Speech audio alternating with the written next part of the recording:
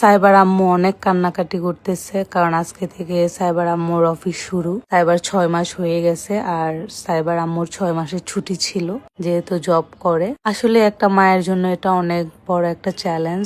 আর আমার ছোট বোনের মন অনেক বেশি নরম, সে দিশাকে ছাড়াই থাকতে পারে না। দিশাকে সে 3-4 দিন না দেখলে কান্নাকাটি শুরু করে, আমাদেরকে কয়েকদিন না দেখলে কান্নাকাটি শুরু করে। আমরা যখন দেশের বাইরে যাই, সে একদম খাওয়া দাওয়া বন্ধ করে দেয়, কান্নাকাটি করে, কখন আসবো কখন আসবো। এতটা নরম মনের, আর ওর বাচ্চাকে রেখে কিভাবে অফিস করবে এটা নিয়ে আসলে আমরা অনেক বেশি চিন্তায় আছি। বাট সাইবাকে দেখার জন্য আমরা সবাই আছি।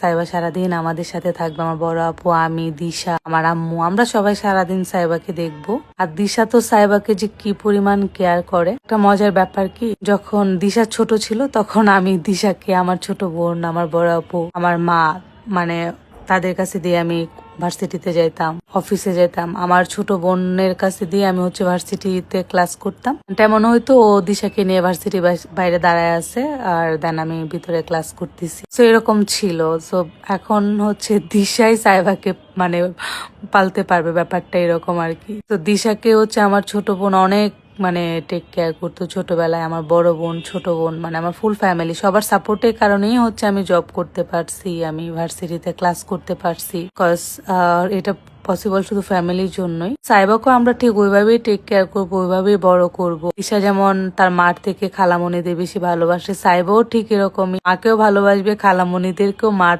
মতোই ভালোবাসবে। আমরা ওইভাবেই সাইবামণিকে বড় করবো ইনশাল্লাহ। সাইবামণির মার কান্না করার কিছু নাই, আমরা সাইবামণির জন্য আসি, সবসময় থাকবো। তুমি অফিস করো ঠিকভাবে, চিন্তার কোনো কারণ নাই। সাইবাকে শুধু তুমি জন্ম দিছো, বাট সাইবার মা আমরা। তুমি শুধু নামের মা, বুঝছো? আর সাইবার এরকম একটা বোন থাকলে আর কি লাগে বলো। সবাই সাইবামনির জন্য দোয়া করবেন, যেন সাইবামনি সুস্থভাবে বড় হতে পারে, ভালো থাকে। সবাই সাইবামনিকে অনেক অনেক ভালোবাসা দিবেন।